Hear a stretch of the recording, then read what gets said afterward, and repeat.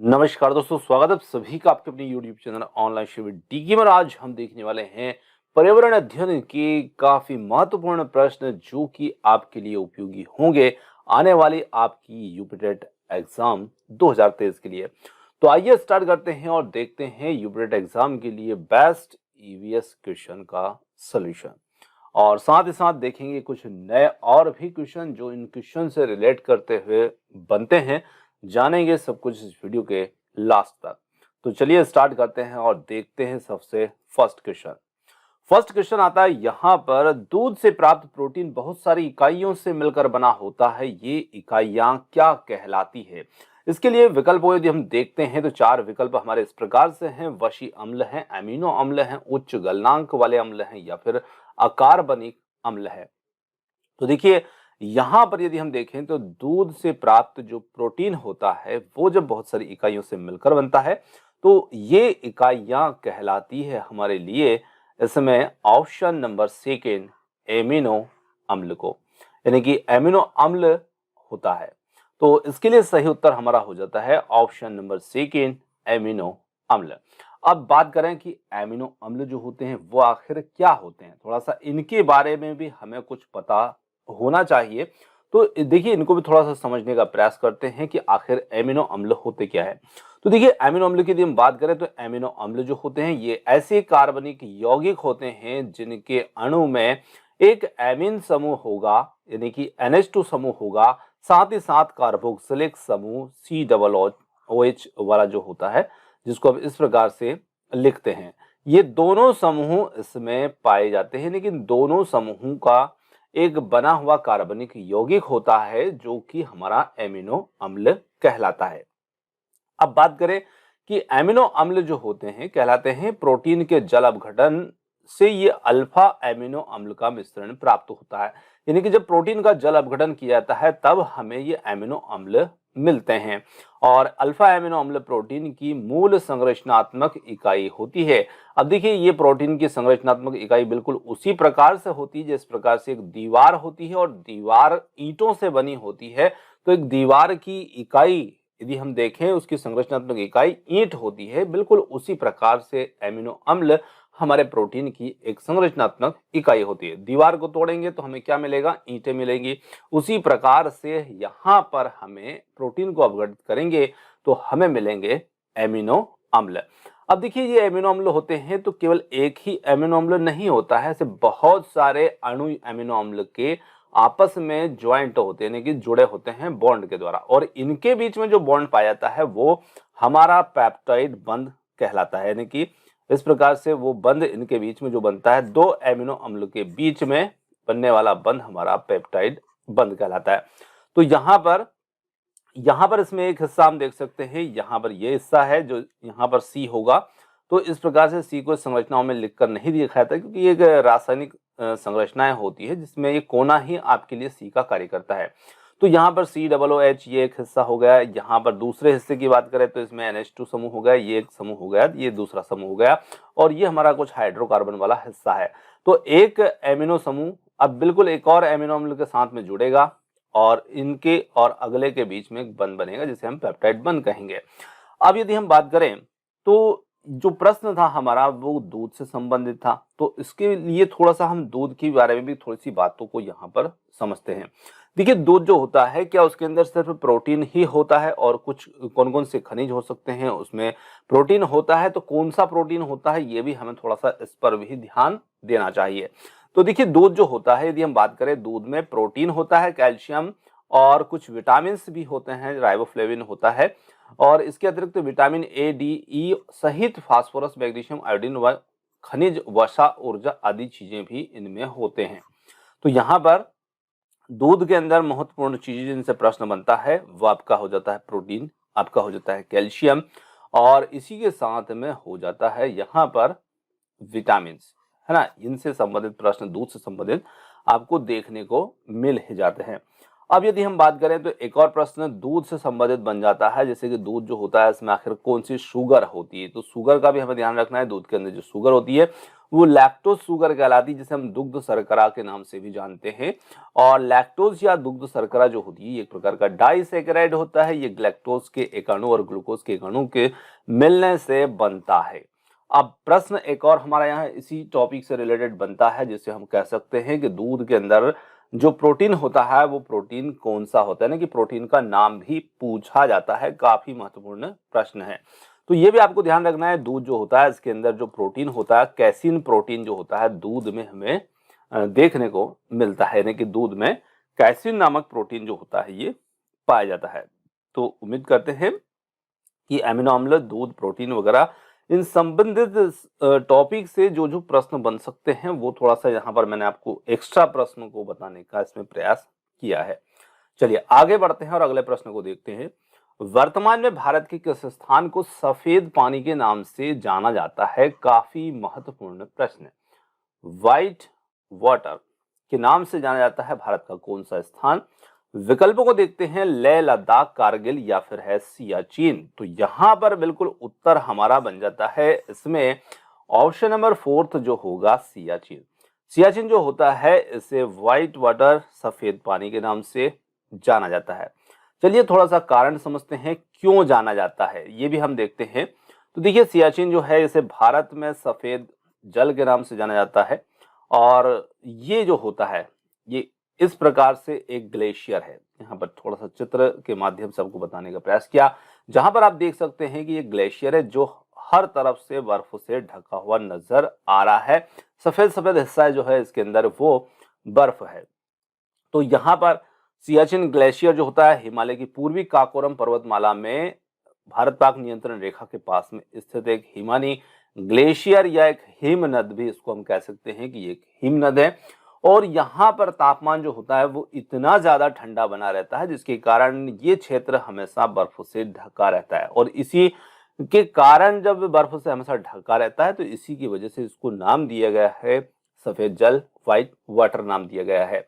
अब यदि हम बात करें इसके तापमान की, तो कि इसका तापमान जो है वो कहाँ तक मतलब जा सकता है, तो लगभग लगभग मैं यहाँ पर बता रहा हूँ, क्योंकि टेम्परेचर तो चेंज होता रहता है पर लगभग एक अनुमानित टेम्परेचर जहां तक ये पहुंच चुका है, तो यहाँ पर यदि हम देखें तो -50-60 डिग्री तक इसका तापमान जो है वो गिरा हुआ रहता है। और इतने माइनस की तापमान के अंतर्गत भी यहाँ पर जो हमारे सेना के जवान होते हैं वो ड्यूटी करते हैं।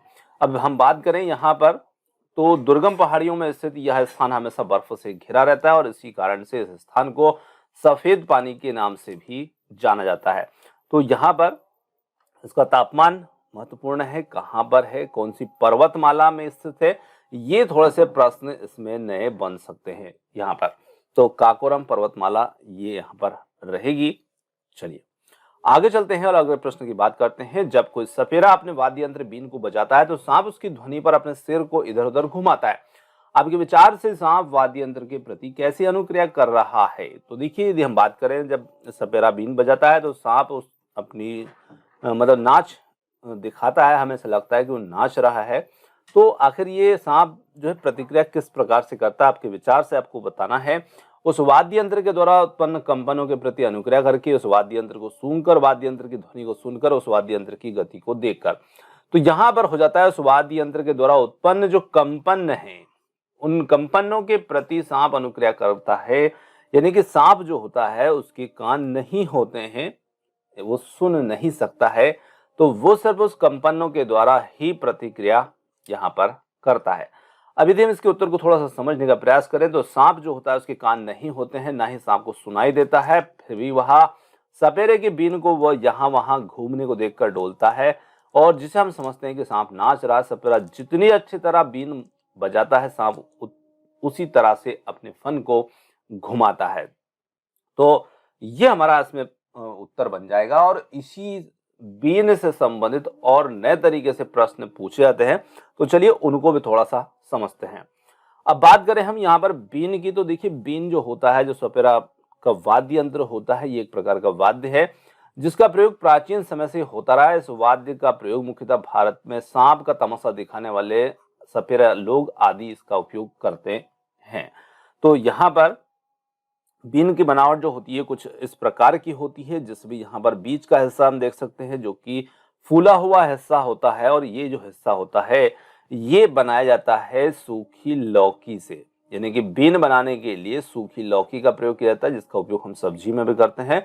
परंतु जो लौकियां तोड़ी नहीं जाती है और वो ऐसे ही पड़े पड़े मतलब बड़ी हो जाती है और सूख जाया करती है पौधे के अंदर ही, तो तब वो लौकी फूल जाती है, आकार अलग अलग तरह का हो जाता है, जिसमें से इस प्रकार की लौकी को लिया जाता है। और ये जो हिस्सा होता है ये सूखी लौकी का बना होता है।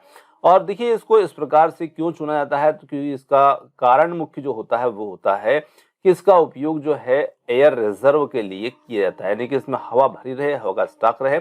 और इसी के साथ में बांस की नलियां इसमें लगा दी जाती है, जिन्हें हम जीवाला कहते हैं। तो ये यहाँ पर इसकी संरचना इस प्रकार से होती है। तो यहाँ पर एक प्रश्न आपका बनता है कि बीन जो है वो किस चीज की बनी होती है, तो सूखी लौकी की बनी होती है, साथ ही बांस की नलियों की बनी होती है। अब देखिए एक और प्रश्न यहाँ पर नया बनेगा कि जो सांपों का तमाशा बताने वाले जो लोग होते हैं वो कौन से संप्रदाय के होते हैं, तो इनसे समुदाय पूछ लिया जाता है, इनका समुदाय पूछा जाता है।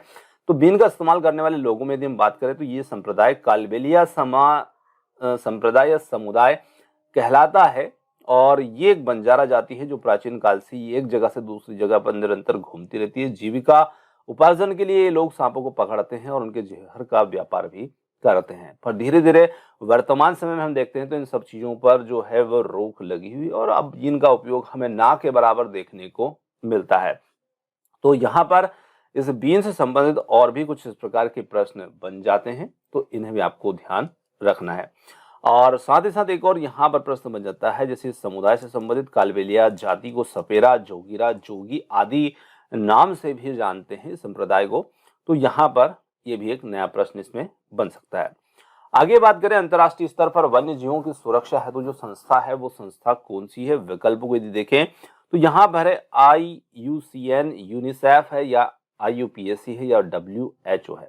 तो यहाँ पर सही उत्तर हमारा हो जाता है, वो हो जाता है ऑप्शन नंबर फर्स्ट।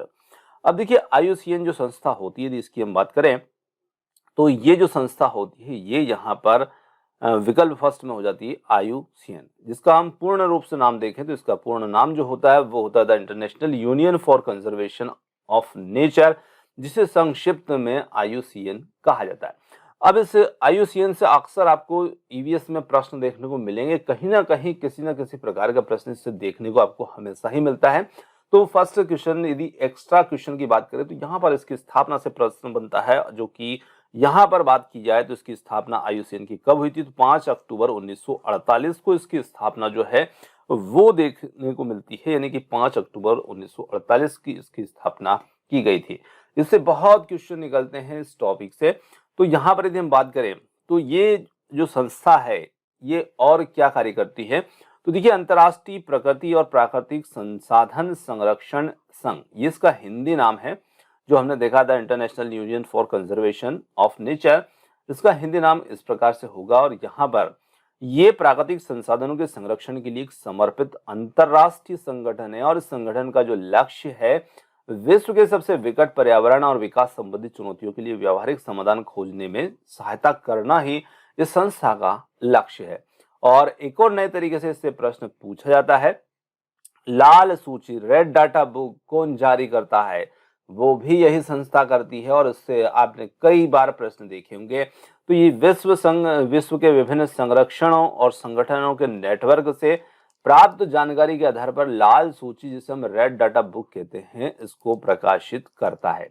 और यही जो बुक होती है इसमें क्या क्या चीजें होती है इनके बारे में भी हम थोड़ा सा आगे बात करेंगे, जो विश्व के में सबसे अधिक संकटग्रस्त प्रजातियों को दर्शाती है। यानी कि जो रेड डाटा बुक होती है इसमें संकटग्रस्त प्रजातियों को दर्शाती है।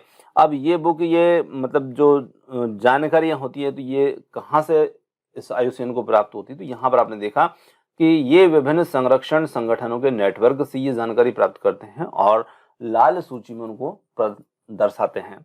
साथ ही साथ बात करें तो कुछ और भी प्रश्न इससे बनेंगे रेड डाटा बुक से, जो कि है रेड डाटा बुक का प्रकाशन IUCN यानी कि international union of conservation nature के द्वारा किया जाता है, और इसका मुख्यालय स्विट्जरलैंड में है। ये काफी महत्वपूर्ण है आपके लिए। IUCN का मुख्यालय कहाँ पर है, तो ये स्विट्जरलैंड के अंदर इसका मुख्यालय होगा। इससे भी प्रश्न निश्चित आता है। साथ ही साथ बात करें कुछ और नए प्रश्नों की, तो यहाँ पर सर्वप्रथम रेड डाटा बुक का प्रकाशन कब किया गया था, तो ये काफी महत्वपूर्ण प्रश्न है। तो आपको देखना है कि सन 1963 में सर पीटर स्कॉट ने अंतर्राष्ट्रीय रेड डाटा बुक की कल्पना की थी। देखिए यहाँ पर 1963 में कल्पना की गई थी।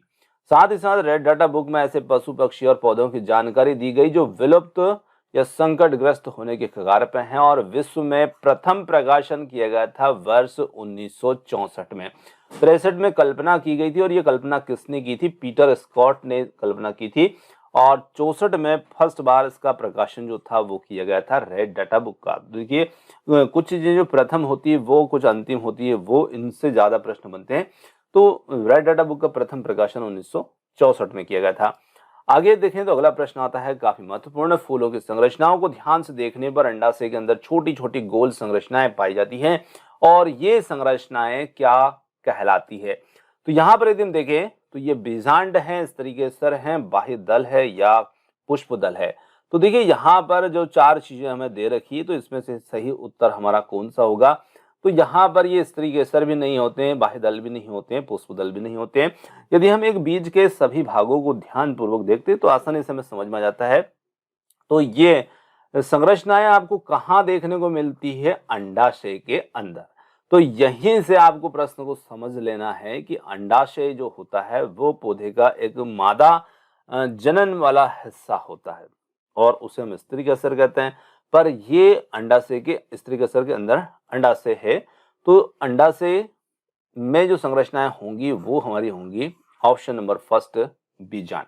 अब देखिए इसके लिए हम एक फूल की संरचना को भी देखते हैं, तो उत्तर हमारा यहाँ पर हो जाता है बीजांड। और बाकी हम इससे नए प्रश्नों की बात करते हैं। नए प्रश्न कैसे कैसे बन सकते हैं उनको समझते हैं। तो देखिए बीजांड का मतलब यदि हम देखें तो बीज का अंडा है ना, बीज का अंडा, सीधा सीधा नाम का मतलब यहाँ पर बीजांड, तो बीज का अंडा होता है। और किसी भी बीज उत्पन्न करने वाले पादप में बीजांड वह संरचनाएं होती हैं जहां पर मादा प्रजननात्मक कोशिकाओं का निर्माण और भंडारण होता है। अब देखिए मादा प्रजननात्मक कोशिकाओं का निर्माण कहाँ पर होगा? अंडाशय के अंदर, और भंडारण भी होगा वहीं पर। तो ये एक शब्द का एक सामान्य अर्थ है। अब यहाँ पर यदि हम देखें तो एक फूल की संरचना को देखें तो देखिए स्त्री केसर के अंतर्गत यहाँ से हमारे भाग शामिल हो जाते हैं, अंडाशय से लगे हुए भाग। तो इस तरीके से है, यहाँ पर हम देख सकते हैं इसका एक अंडाशय वाला हिस्सा है, और इस अंडाशय के भीतर छोटी छोटी गोल संरचनाएं इसमें देखने को मिलती है। इसी अंडाशय से यहाँ पर हम ऊपर जाती हुई कुछ नलियों को देख रहे हैं। ये नलियां हमारी वर्तिका कहलाएंगी, और इन नलियों का ऊपरी सिरा जो है ये यहाँ पर वर्तिकाग्र होता है, जो कि परागकणों को यहाँ पर ग्रहण करने का कार्य करता है।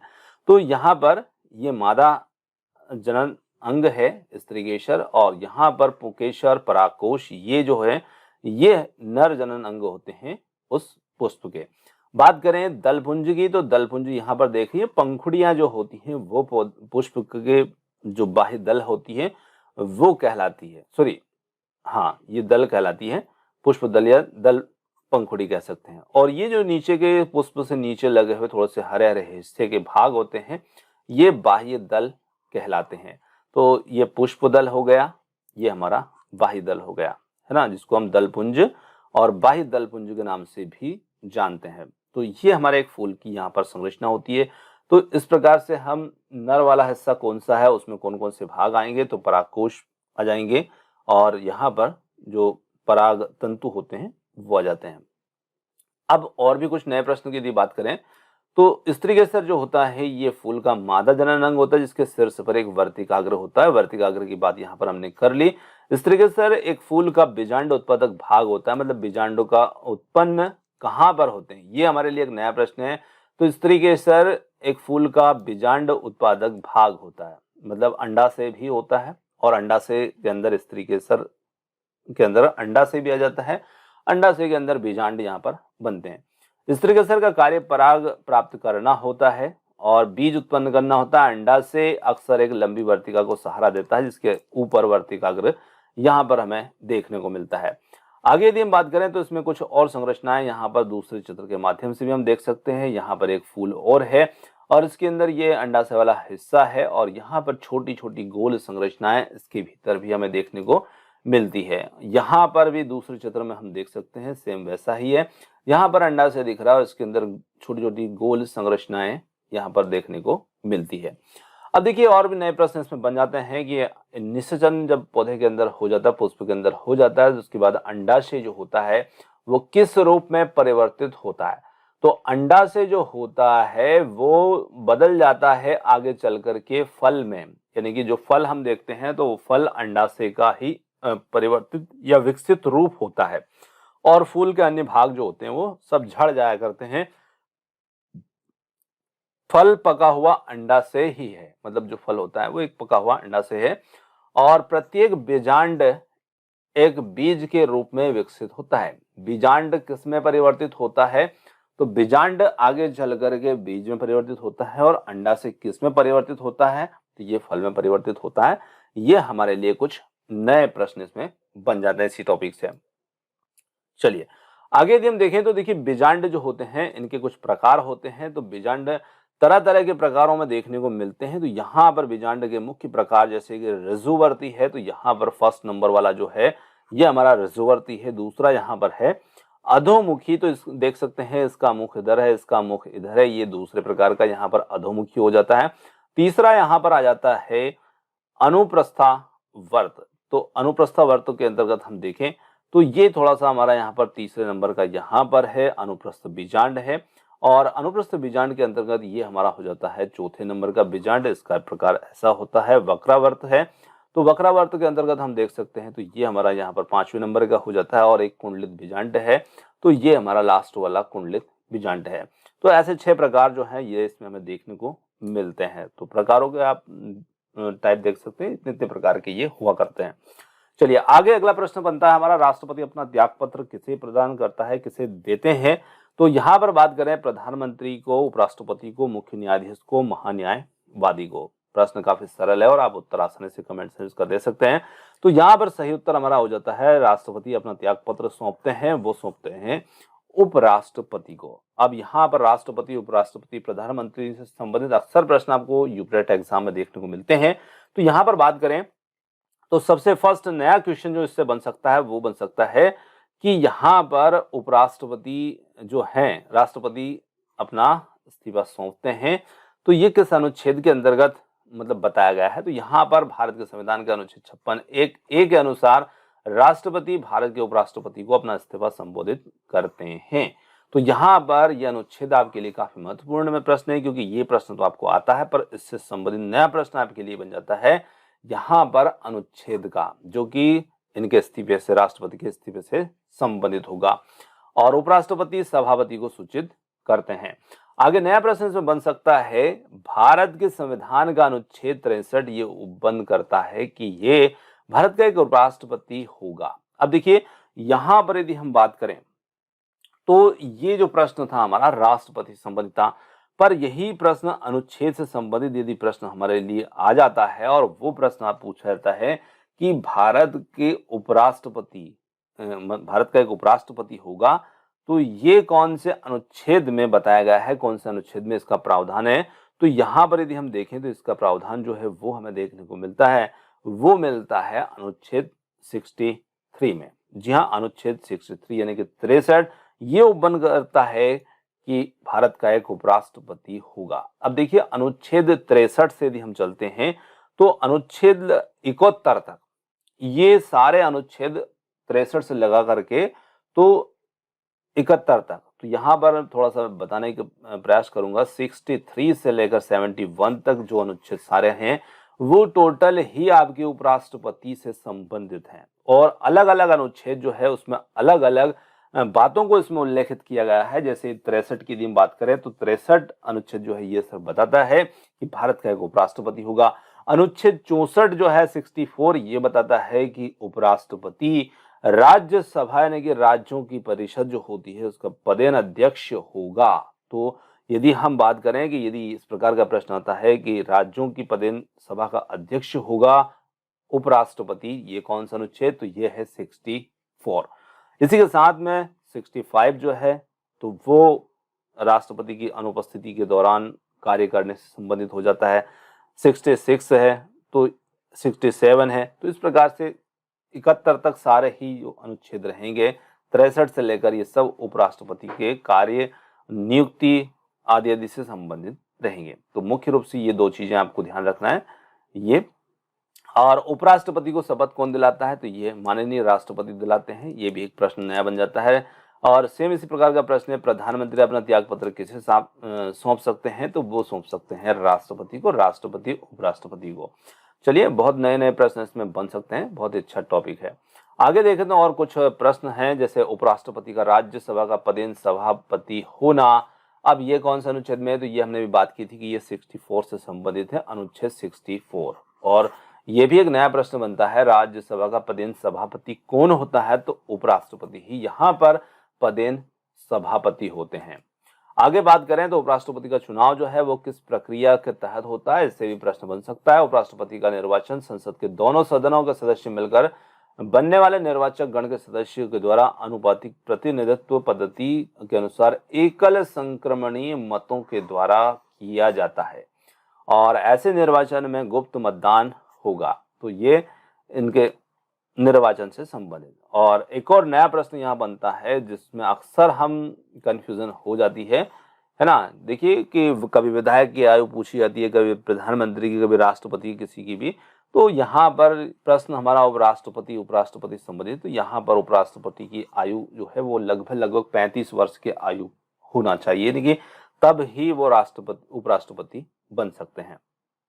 चलिए आगे देखें तो आगे एक और नया प्रश्न बन जाता है, भारत के सबसे प्रथम उपराष्ट्रपति कौन और राष्ट्रपति कौन। तो यहाँ पर देखिए डॉक्टर सर्वपल्ली राधाकृष्णन, जो कि इनका जन्म स्थान बताया है, और ये भारत के प्रथम उपराष्ट्रपति थे।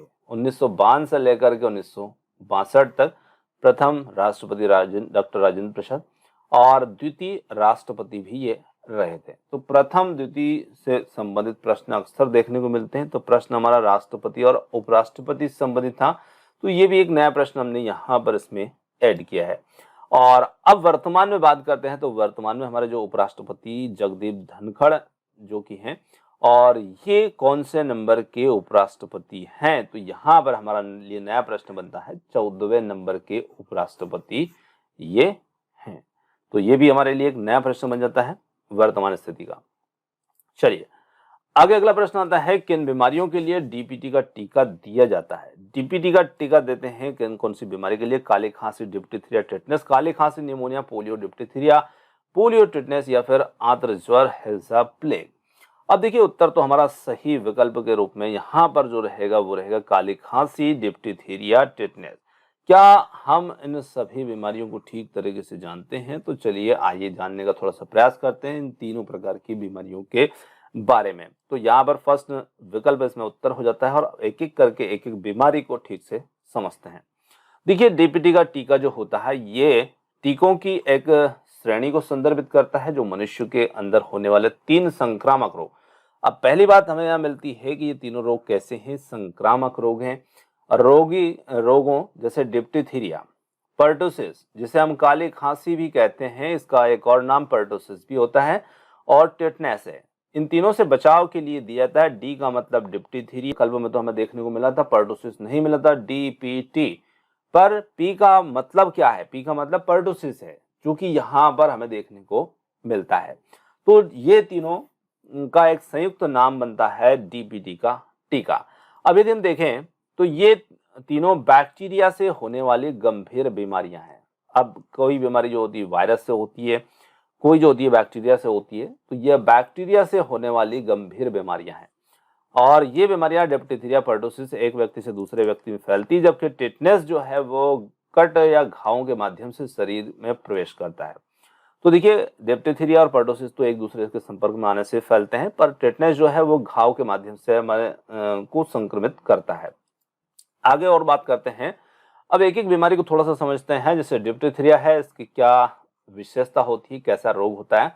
तो ये एक उग्र संक्रामक रोग होता है जो 2 से 11 वर्ष की आयु तक के बालकों में अधिक होता है। यद्यपि सभी आयु वाले रोगों को ये हो सकता है। इसका उद्भव काल 2 से 4 दिन का रहता है और ये रोग प्राय गले में होता है और टॉन्सिल्स भी इसमें आक्रांत हो जाते हैं, यानी कि गले के अंदर सूजन वगैरह इसमें रोग में देखने को मिलती है। देखिए इसका हमें एक और नया नाम भी मिला, रोहिणी, है ना, रोहिणी भी कहा जाता है या डिप्टीथिरिया भी इसको कहा जाता है। अब इसके कुछ रोग के कारण हैं, तो इसका कारण यानी कि कौन से बैक्टीरिया के माध्यम से होता है, तो इसका जो नाम है वो है कोराइन बैक्टीरियम डिप्थरी नामक जो बैक्टीरिया होता है, जीवाणु होता है, उसके कारण से ये रोग हमें देखने को मिलता है। तो उस जीवाणु का नाम पूछा जाता है यहाँ पर, डिप्थीरिया जीवाणु संबंधित ये होगा। लक्षण की बात करें तो इसमें लक्षण में नाक बहना, गले में दर्द होना, बुखार, बीमार महसूस करना, मुख्य रूप से गले से संबंधित रोग ये देखने को मिलते हैं, क्योंकि टॉन्सिल्स जो होते हैं ये हमें गले में ही देखने को मिलते हैं। तो ये इस प्रकार से ये रोग हमें देखने को मिलता है। आगे बात करें काली खांसी, जिसे पर्टुसिस भी कहते हैं। देखिए पर्टुसिस जो होता है इसे 100 दिन की खांसी के रूप में भी जाना जाता है, क्योंकि ये जो 100 दिन की खांसी इसको क्यों कहा जाता है, क्योंकि ये जो खांसी होती है एक लंबे समय तक यानी कि 10 सप्ताह तक लगभग ये खांसी जारी बनी रहती है, यानी कि 10 सप्ताह तक होती रहती है, इसलिए इसको 100 दिन की खांसी के नाम से भी जानते हैं। और ये भी एक अत्यधिक संक्रामक जीवाणु रोग है। अब देखिए कोई भी मरीज खांसता है तो वैसे खांसी के माध्यम से जो रोग होते हैं वो संक्रामक ही माने जाते हैं, तो यहाँ पर काली खांसी भी वैसा ही है। अब इसके जीवाणु की बात करें तो जो पर्टुसिस होता है, ये जीवाणु बोर्डेटेला पर्टुसिस के कारण से होता है। इसके नाम में ही आधा नाम तो छुपा हुआ है, बोर्डेटेला, आपको ध्यान रखना है। और इसी के कारण से ये एक हवाई बीमारी, यानी कि हवाई का मतलब है वायु के माध्यम से होने वाली, बूंदों के माध्यम से जो संक्रमित व्यक्ति की खांसी और छींक के आसानी के माध्यम से दूसरे तक ये फैल जाती है। आगे बात करें तो इसके लक्षणों के अंतर्गत हम देखें तो यहाँ पर सामान्यतः खांसी वाला रोग है, तो खांसी देखने को मिलेगी, श्वसनों, बेहोशी और खांसी के बाद उल्टी वगैरह भी इसमें देखने को मिल जाती है। ये कुछ रोग के लक्षण होते हैं।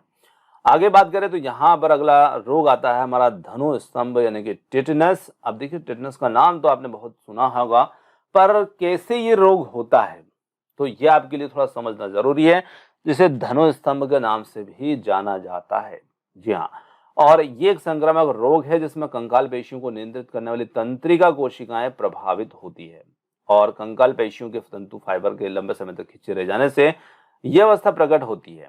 और ये रोग मिट्टी में रहने वाले बैक्टीरियाओं के से घाव के प्रदूषित होने के कारण होती है। देखिए सीधा सीधा रोग की बात करें तो रोग कैसे हमें फैलता है, तो इसके जो बैक्टीरिया होते हैं मिट्टी में, जैसे लकड़ी के अंदर दीमक रहते हैं वैसे मिट्टी के अंदर बैक्टीरिया होते हैं और उस मिट्टी के संपर्क में हम आते हैं और हमारे ऊपर, त्वचा के ऊपर कहीं पर कोई चोट है, कोई घाव का निशान है, तो जब हमारे घावों पर ये बैक्टीरिया वो मिट्टी लगती है तब ये हमें संक्रमित कर देते हैं।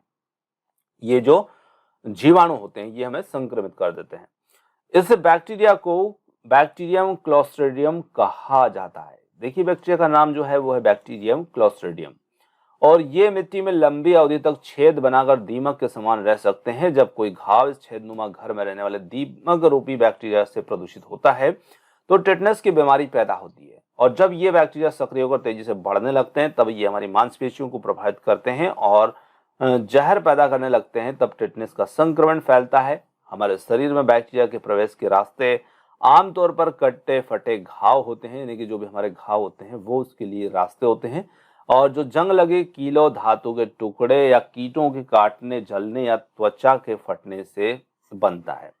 अब देखिए हम ज्यादातर कहते हैं कि अरे जंग लगी उस धातु से कट गया तो ये टेटनस हो जाएगा, तो टेटनस का मेन जो कारण हमने जाना वो इस प्रकार से होता है, वो इस बैक्टीरिया की वजह से होता है। आप देखिए जंग लगी हुई चीजों पर, जैसे कि मिट्टी के संपर्क में रहती है तभी उसमें जंग लगती है, पानी में संपर्क में रहती है तो कहीं ना कहीं ये जो बैक्टीरिया होते हैं ये उस पर आ जाते हैं और ये हमारे घाव के माध्यम से हमारे शरीर में पहुंच जाते हैं। इस प्रकार से टिटनस जो होता है वो हमें प्रभावित करता है। सामान्य लक्षणों की बात करें तो टिटनस जो होते हैं वे मुख्य रूप से 4 प्रकार के देखने को मिलते हैं। तो सामान्य टिटनस जो होता है वो शरीर की संरचना की मांसपेशियों को प्रभावित करता है और सामान्य रूप से 4 प्रकारों में सबसे गंभीर प्रकार है और स्थानीय टिटनस बैक्टीरिया से संक्रमित घाव के आसपास की मांसपेशियों को प्रभावित करता है। तो इसे 3-4 प्रकार इनके टिटनस के हुआ करते हैं। अगला प्रश्न हमारा आता है, निम्नलिखित जंगलों में से कौन सा जंगल पृथ्वी ग्रह के फेफड़ों के रूप में जाना जाता है। काफी महत्वपूर्ण प्रश्न है। और पृथ्वी ग्रह के फेफड़े जो हैं, टुंड्रा वन, अमेजन वर्षा वन, पूर्वोत्तर भारत के वर्षा वन या टेगा वन, तो यहाँ पर हम कह सकते हैं कि वो है अमेजन वर्षा वन। अब ये क्यों है और क्यों इन्हें पृथ्वी ग्रह के फेफड़े कहा जाता है, इसका कारण समझते हैं। तो यहाँ पर दूसरा विकल्प इसमें हमारा उत्तर होगा। देखिए, अमेज़न वर्षा वन जो होते हैं, ये इसे एमेजोनिया या अमेज़न वन के नाम से जाना जाता है और ये चौड़ी पत्ती और नमी युक्त वन होते हैं जो दक्षिण अमेरिका के अमेज़न बेसिन के एक बड़े भूभाग पर फैला हुआ वन है। अब इस वन का विस्तार यदि हम देखें तो ये 70 लाख वर्ग किलोमीटर यानी कि 1.7 अरब एकड़ के क्षेत्र पर फैला हुआ है, जिसमें से 55 लाख वर्ग किलोमीटर वर्षा वन खड़े हैं और ये क्षेत्र 9 देशों की सीमाओं में पड़ता है। तो 9 देश कौन कौन से हैं वो भी हम समझते हैं। वनों का अधिकांश भाग ब्राजील की सीमा में है। इसके बाद 13% भाग जो है वो अन्य देशों कोलंबिया, वेनेजुला, इक्वाडोर, बोलिविया और गुयाना, सूरीनाम, फ्रेंच गुयाना आदि में ये फैले हुए हैं। और यहाँ पर सबसे अधिक समृद्ध बायोम हमें देखने को मिलता है। सबसे ज्यादा समृद्ध बायोम कहाँ का होता है? अमेज़न वर्षा वन का होता है। कितना क्षेत्र में फैला हुआ है, कौन कौन से देशों में इसका अधिकांश हिस्सा आता है, ये भी हमने सब कुछ इसमें जाना। और देखिए, इतना ज्यादा मात्रा में जब ये फैला हुआ है तो उतनी ही ज्यादा ये ऑक्सीजन रिलीज करेंगे वन हमारे वायुमंडल में, इसीलिए पृथ्वी का फेफड़ा से कहा जाता है।